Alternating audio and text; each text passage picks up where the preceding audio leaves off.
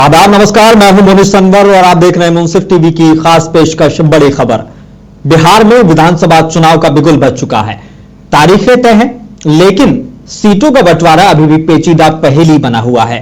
एक तरफ महागठबंधन में आरजेडी और कांग्रेस के बीच सीटों और डिप्टी सीएम को लेकर तनातनी है, तो दूसरी तरफ एनडीए में चिराग पासवान और जीतन राम मांझी अपनी अपनी शर्तों पर अड़े हुए हैं। बीजेपी ने दावा किया है कि 14 नवंबर के बाद बिहार में 3/4 बहुमत से सरकार बनेगी। लेकिन सवाल यह है कि क्या यह आत्मविश्वास है या जल्दबाजी का संकेत। चिराग पासवान के ट्वीट ने एक बार फिर गठबंधन की धड़कनें बढ़ा दी हैं। तेजस्वी 2 सीटों से लड़ने की तैयारी में है, तो कांग्रेस अपने उम्मीदवार की फाइनल लिस्ट पर माथापच्ची में जुटी है। तो आज की बड़ी खबर, सीट बंटवारे की सियासत, कौन किसके साथ और कब तक, यानी बिहार के चुनावी दंगल में एकता से ज्यादा अहम की लड़ाई। इसी पर आज की चर्चा, और चर्चा में शामिल होने के लिए 2 खास मेहमान मेरे साथ जुड़ेंगे। मेरे साथ जुड़े हुए हैं मनोज लाल दास, जेडीयू प्रवक्ता, आपका इस्तकबाल है। और मेरे साथ जुड़ेंगे कांग्रेस प्रवक्ता चंद्राभूषण, उनसे भी सवाल लेंगे। लेकिन मनोज जी, सबसे पहले आपसे सवाल, और सवाल अहम इसलिए भी हो जाता है क्योंकि मुख्यमंत्री भी आपके और सरकार भी आपकी, और जिस तरह की गठबंधन की चीजें सामने आ रही हैं, तो क्या एनडीए में सब कुछ ठीक नहीं है? चिराग पासवान और जीतन राम मांझी लगातार नाराज हैं, तो क्या गठबंधन दरकने के आसार हैं? मनोज जी। सभी लोगों को आदाब, आपके चैनल के माध्यम से तमाम दर्शकों को मेरा आदाब।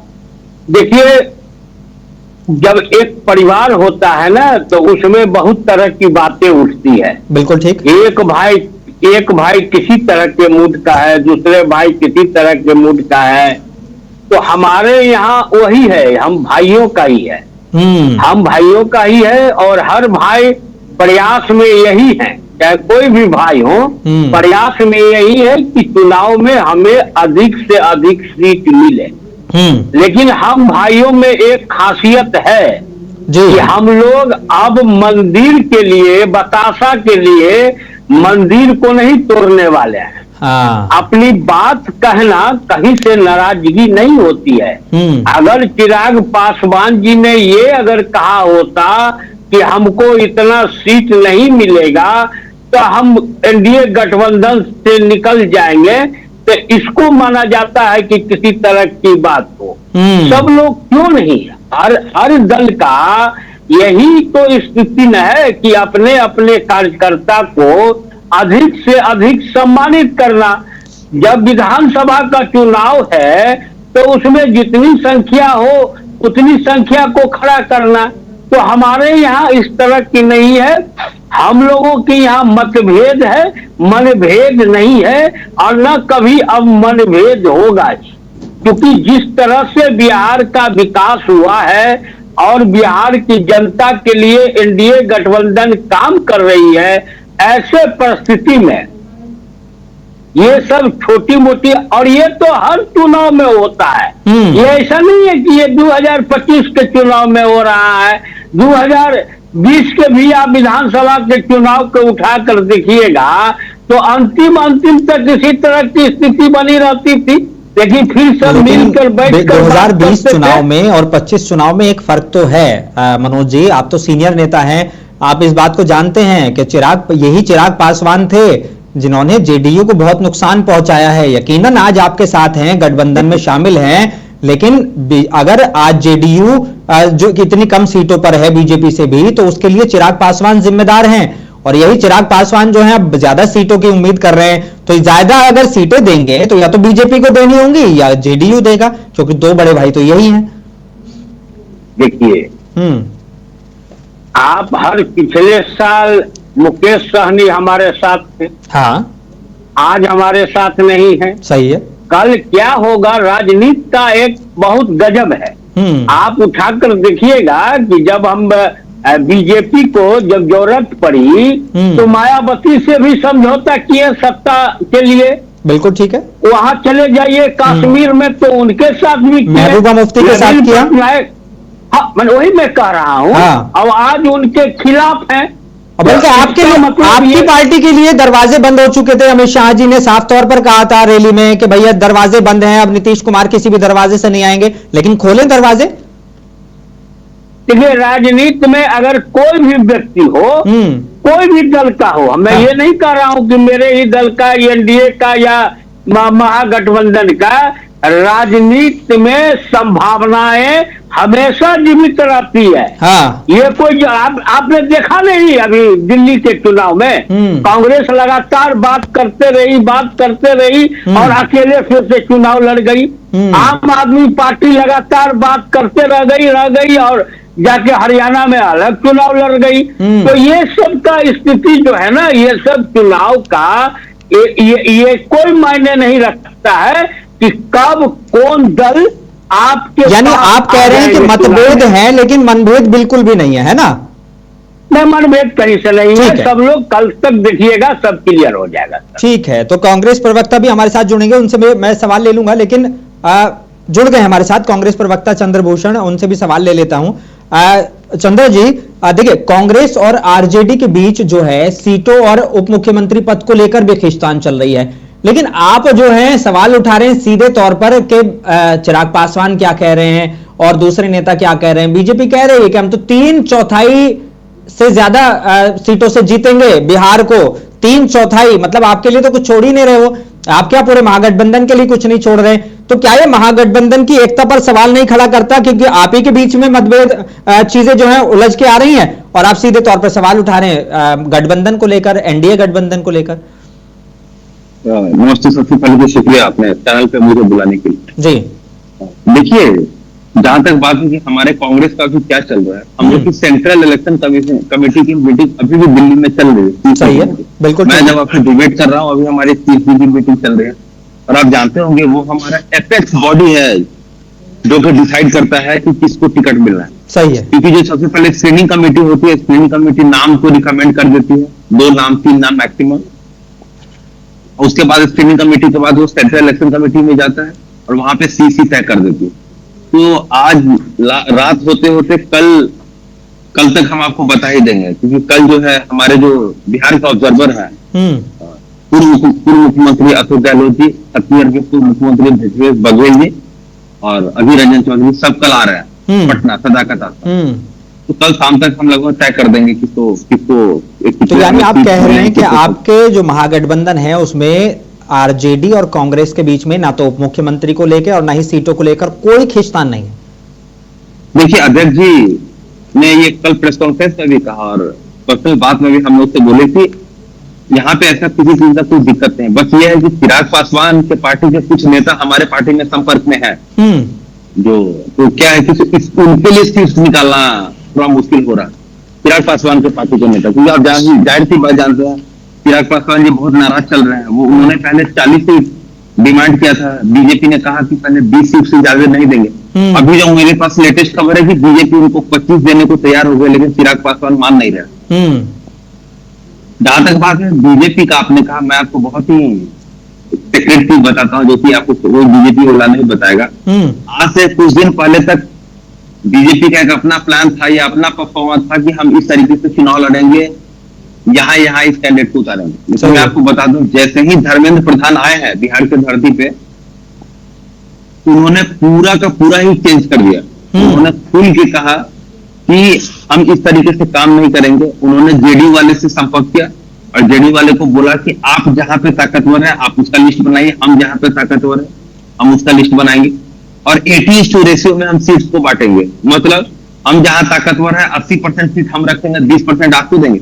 आप जहां ताकतवर है 80% सीट आप रखिए, 20% सीट हमको दिए। ताकत का डिसीजन पहले आप कितनी बार जीत चुके हैं एक ये बेसिस पे, और दूसरा इस चीज पे कि कौन सा कास्ट आपको वोट करता है, कौन सा कास्ट हमको वोट करता है।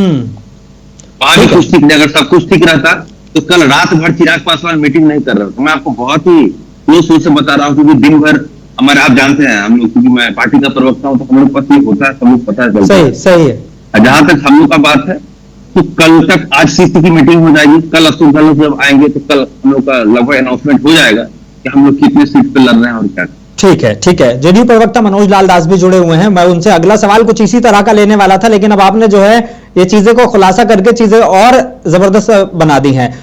मनोज जी, बीजेपी और जेडीयू के बीच सीटों का फॉर्मूला क्या तय हो चुका है या अंदर खाने कोई मतभेद हैं अभी? चलिए ठीक है, चिराग पासवान क्या कह रहे हैं, जीतन राम मांझी क्या कह रहे हैं, ये अलग मसला है, वो आपके मसले हैं, सॉल्व कर लेंगे, लेकिन जेडीयू और बीजेपी का क्या?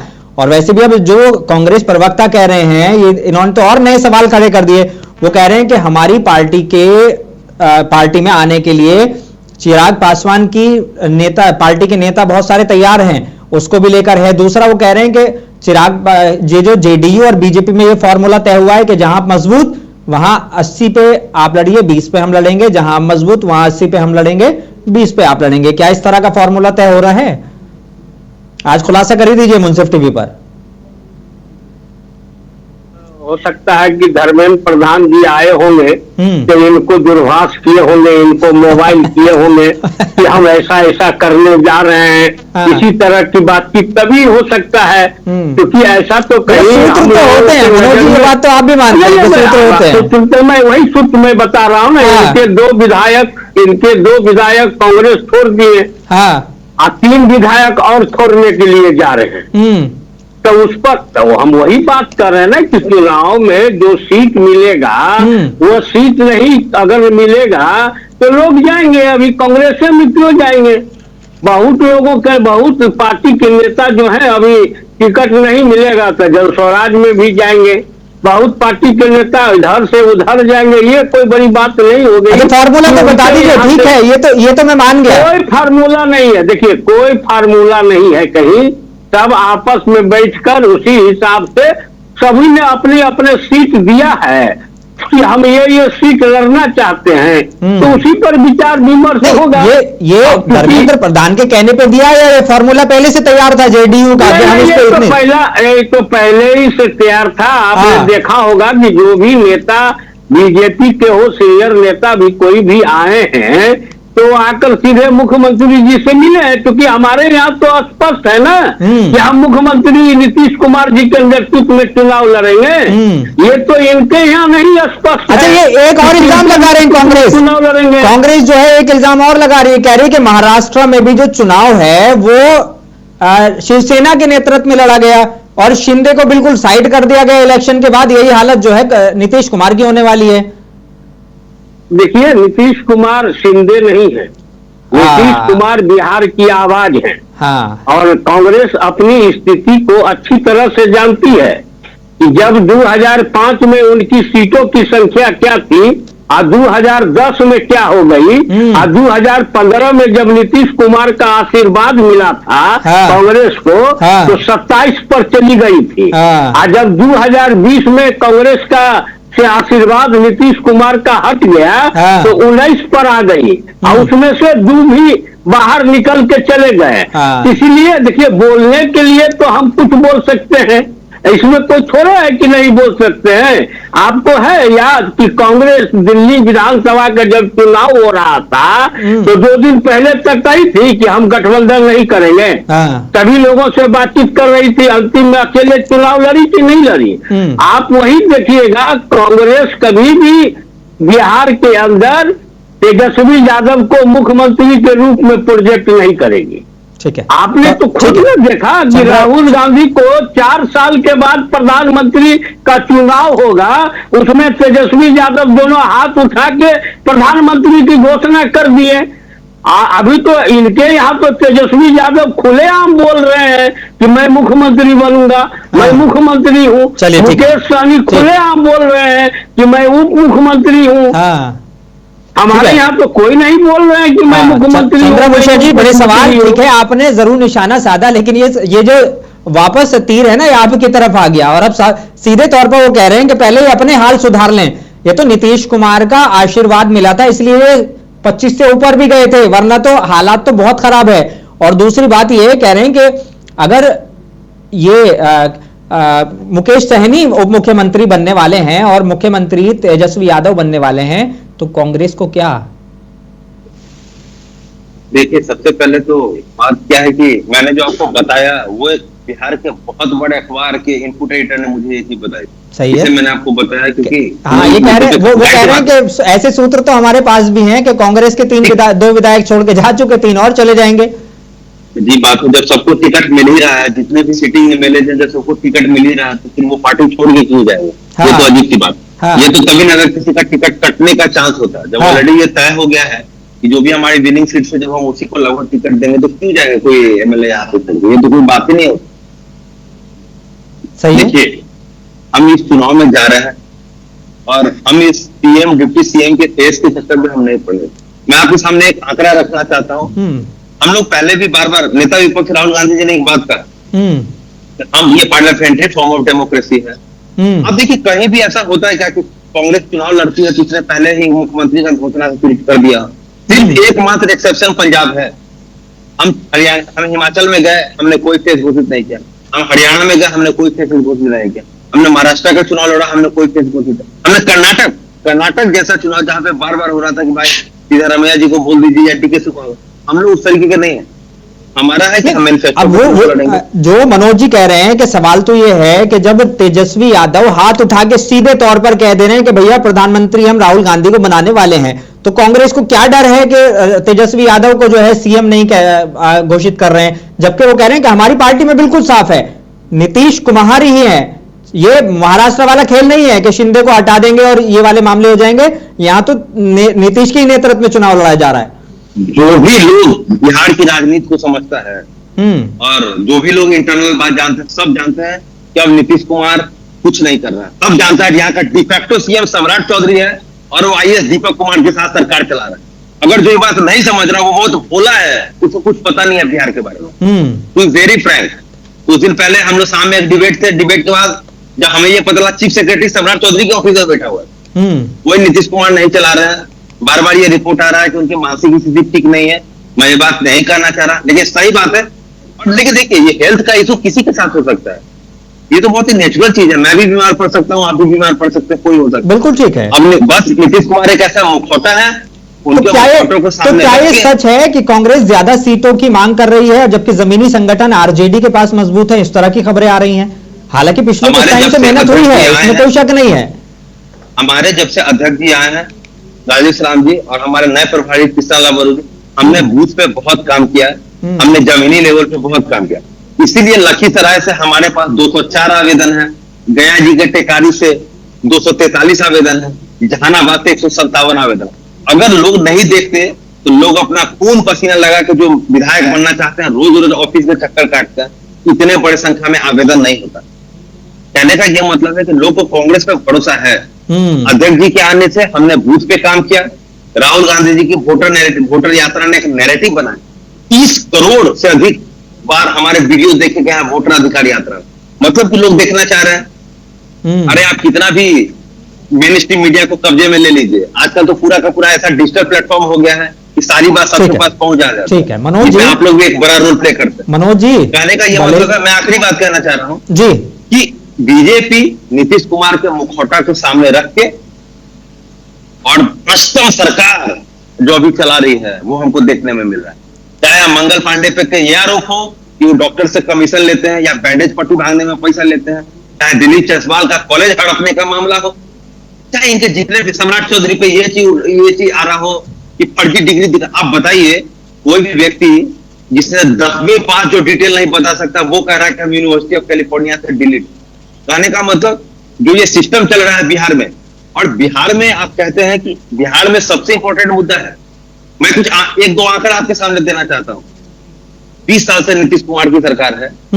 अभी भी खुद का अक्टूबर 2023 सर्वे में नीतीश जी का खुद के सर्वे में इन्होंने कहा कि बिहार में 94 लाख वैसे परिवार हैं जिसके महीने की आमदनी 6,000 या 6,000 से कम है। परिवार, एक परिवार में 5 लोग होते हैं। 82 लाख वैसे परिवार है जिसकी महीने की आमदनी 6,000 से लेकर 10,000 तक। केवल बिहार में 4.4% ऐसा फैमिली है जो महीने में 50,000 से ऊपर कमाता है। और आखिरी बात, 95% ऐसे फैमिली है जिसके पास कोई 2 चक्का नहीं है, कोई कार नहीं। ठीक है मनोज जी, राह चलेगा। और यही चक्कर में वो जानते हैं कि उन्होंने रोजगार नहीं दिया। पूरे बिहार में कुल नौकरी की संख्या ऑर्गेनाइज सेक्टर में मैं आ रहा हूं 1 मिनट में वापस, 2 मिनट में वापस आ रहा हूं आपके पास। मनोज जी, मांझी कह रहे हैं कि अगर 15 सीटें नहीं मिली तो वो चुनाव नहीं लड़ेंगे, तो क्या नीतीश नेतृत्व के लिए चुनौती नहीं है? और जिस तरीके से कांग्रेस प्रवक्ता कह रहे हैं कि हमारे पास तो इतने आवेदन हैं जिससे पता चलता है कि कांग्रेस का जनाधार बड़ा है, लेकिन हकीकत क्या है कि मुखौटा सामने रखे नीतीश कुमार का, असली खेल तो सम्राट चौधरी खेल रहे हैं, आईएएस के साथ मिलकर सरकार चला रहे हैं। क्या बोलते हैं नहीं बोलते हैं। मैंने पूर्व में भी आपके चैनल पर कुछ समय कांग्रेस को जिसको आप बुलाए हुए थे, मैंने घोषणा कर दिया था कि इनकी जीती हुए 19 सीट भी अगर इस बार जीत लेंगे तो मैं राजनीति करना छोड़ दूंगा। बिल्कुल ठीक है, मैं बैठा हुआ था यहीं पे इसी सीट पे और आपने कहा था, सही है। आपको याद होगा, मैं आज भी बोल रहा हूँ, उस पर भी अडिंग हो कि राहुल गांधी को ये और 10 बार पूरे बिहार में बैठा ले, जिसको भी बैठा ले, बिहार की जनता मच्छर और मलेरिया कहने वाले नेताओं के साथ घूमने वाले को इसी गंगा नदी में फेंकने का काम करेगी। और 19 सीट आ गया तो मैं राजनीति छोड़ दूंगा। इनको अगर चंद्रभूषण जी क्लिप काट के रख लेना तो हमारे पास 19 सीट नहीं आएगी तो मैं राजनीति छोड़ दूंगा। इतना भी ये बोल दें, छोड़ दीजिए राजद को और कांग्रेस को और जदयू को और बीजेपी को। यानी जनाधार अभी भी मजबूत है आपका, जो ये बात कह रहे हैं। यही जनाधार मजबूत है ना इनका। यही जनाधार मजबूत है कि 2020 में 15 में 27 गो थे। यानी नीतीश कोई मुखौटा नहीं है, एकदम नहीं है। अगर नीतीश कुमार मुखौटा रहते तो आज कैबिनेट के बैठक में राहुल गांधी कर रहे हैं क्या? वही कर रहे हैं। किस सरकार में कौन में अगर वो चीफ सेक्रेटरी है तो बिहार के उप मुख्यमंत्री के साथ नहीं बैठ सकते हैं क्या? उनके चैम्बर में नहीं जा सकते? तो इनको सूत्रों से पता लगा कौन बहुत बड़ा इसका ये बोल दिया। अब बोलने के लिए चमड़े का जवान है, आप कुछ बोल सकते हैं। मैं तो कह दिया कि 19 सीट आ गई, मैं कभी राजनीति नहीं करूंगा। कांग्रेस को मैं अच्छी तरह से जानता हूं। और सबसे पहले तो आप 2 दिन में देख लीजिए, कह रहे हैं कि भले से मेन स्ट्रीम मीडिया को आप अपने पक्ष में कर लो, के साथ चुनाव लड़ते हैं। पहले ये भी तो क्लियर ये कर लेंगे ना। अभी इनके आ रहे हैं आता दाता काता जितने हैं वो लोग अभी घोषणा करेंगे कि दिल्ली वाला हाल करेंगे कि कौन वाला हाल करेंगे। लेकिन तेजस्वी यादव को ये मुख्यमंत्री नहीं मानेंगे। वोट चोरी वाले मुद्दे पे जो यात्रा की जा रही है वो तो करोड़ों लोग देख रहे हैं, तो उसमें बिहार के भी तो होंगे ना। कुछ तो लोग मानते होंगे कि वोट चोरी हुई है। तो एकदम बिहार की सारी जनता देख के थू कर रही है राहुल गांधी पर कि सुप्रीम कोर्ट में वोट चोरी किसका हुआ एक भी सबूत नहीं पेश कर सका। जबकि सुप्रीम कोर्ट ने पूरी तरह से घोषणा किया था कि जरा सा भी गलती होगी मैं एसआईआर को रोक दूंगा। लेकिन उसके बाद भी आज तक कांग्रेस के नेता, कांग्रेस के जो अधिवक्ता लोग हैं कि आतंकवादियों को छुड़ाने के लिए 3 बजे रात में सुप्रीम कोर्ट पहुंच जाते हैं चीफ जस्टिस के घर पर। लेकिन इतना बड़ा वोट चोरी हो गया, उसका कोई सबूत दिए क्या? आप ही बताइए। सुप्रीम कोर्ट में कोई सबूत दिए हैं क्या? भाई बड़े सवाल है। भले से आपकी करोड़ों की वीडियो देखी जा रही हो, लेकिन वो कह रहे हैं कि एक तो 19 सीट भी क्रॉस नहीं करेंगे, अगर 19 भी आ गई तो मैं राजनीति छोड़ दूंगा, पहला सवाल। दूसरा, ये जो एसआईआर का मुद्दा, वोट चोरी का मुद्दा, अगर ये इतना ही बड़ा मुद्दा था और ये सारे सबूत आपके पास थे तो सुप्रीम कोर्ट में क्यों नहीं दे पाए? महोदय, पहले तो एक चीज देखी थी, अगर हम लोग सुप्रीम कोर्ट नहीं गए होते, जिस तरीके से इलेक्शन कमीशन बर्ताव कर रहा था, आपको लग रहा था कि वो एक ऑटोनोमस बॉडी की तरह काम कर रहा है, कॉन्स्टिट्यूशनल बॉडी की तरह काम कर रहा है? सबसे पहले उन्होंने 11 डॉक्यूमेंट मंगवाया। अब तो इतने पढ़े लिखे लोग, आप खुद जानते हैं कि उस डॉक्यूमेंट में सिर्फ एक मैट्रिक का ही ऐसा सर्टिफिकेट है जो कि बिहार में 43% लोग के पास है। बाकी सब सर्टिफिकेट कोई 2%, कोई 4%, कोई 6% है। हम लोग जब सुप्रीम कोर्ट में गए तब जाके आधार कार्ड और राशन कार्ड ऐड हुआ। 19 सीटों को लेकर क्या कहेंगे? अरे 19 सीट हमने अभी गठबंधन में हम डिमांड कर रहे हैं 80 सीटें। हमें कितने सीटें मिलती है कल पता लग जाएगा। नहीं, अब 100 ले लीजिए, 19 सीट आएंगे नहीं, कम से कम 40 सीट। 40 सीटें इस विधानसभा में हम 40 सीटें जीतने जा रहे हैं। 40 सीटें जीत रहे हैं मनोज जी। तो राजनीति करना छोड़ देंगे। मैं तो आप राजनीति करना क्यों छोड़िएगा? आप राजनीति कीजिए, राजनीति करेंगे तभी तो डिबेट में बैठिएगा। मैंने इतना जनता बिहार का बेवकूफ है कि मच्छर रहा मलेरिया को कहने वाले बिहारी तो वो 40 सीट देने, 4 अच्छा, सीट मिल जाए वही बहुत है। 4 सीट, ठीक है, ठीक है, 40 में से 4 में ये क्लिप काट के रखूंगा अपने पास में, और इलेक्शन जब रिजल्ट आ रहा होगा तो दोनों को बिठाऊंगा मैं यहीं पे। एकदम एकदम, मैं तो तैयार हूँ, मैं तो घोषणा कर दिया हूँ। हाँ, लेकिन ये कभी घोषणा नहीं करेंगे। ठीक है, ठीक है, हमको 40 सीट तो छोड़ दीजिए। अच्छा चलिए, ठीक है, मेरे यही घोषणा करे ना कि 19 सीट नहीं आएगी तो मैं मेरे पास वक्त छोड़ दूंगा। अब मेरे पास वक्त की कमी है, मैं राजनीति क्यों छोड़ूंगा, मैं बिहार प्रदेश का प्रवक्ता। चलिए ठीक है, आप दोनों का ठीक है, दोनों का शुक्रिया मेरे साथ जुड़ने के लिए, इस चर्चा में शामिल होने के लिए। तो बिहार की सियासत इस वक्त 2 मोर्चों पर उलझी हुई है। एक तरफ महागठबंधन सीटों के समीकरण में अटका है, जिस तरह के इल्जाम लगाए जा रहे हैं, तो दूसरी तरफ एनडीए सहयोगियों की शर्तों में फंसा हुआ है। लेकिन वो कह रहे हैं कि मतभेद हो सकते हैं लेकिन मनभेद नहीं है। तो हर पार्टी कह रही है कि हम एकजुट हैं, लेकिन जमीनी तस्वीर कुछ और बयान कर रही है। बिहार के मतदाता अब देख रहे हैं कि कौन ईमानदारी से बिहार का एजेंडा लेकर मैदान में उतरेगा और कौन सीटों के अंक गणित में ही सियासत कर जाएगा। यानी चुनाव की तारीख तय है, पर गठबंधन का गणित अभी भी अधूरा है। देखते रहिए मुंसिफ टीवी, मैं हूं मोनी सुनवर, यही थी आज की बड़ी खबर।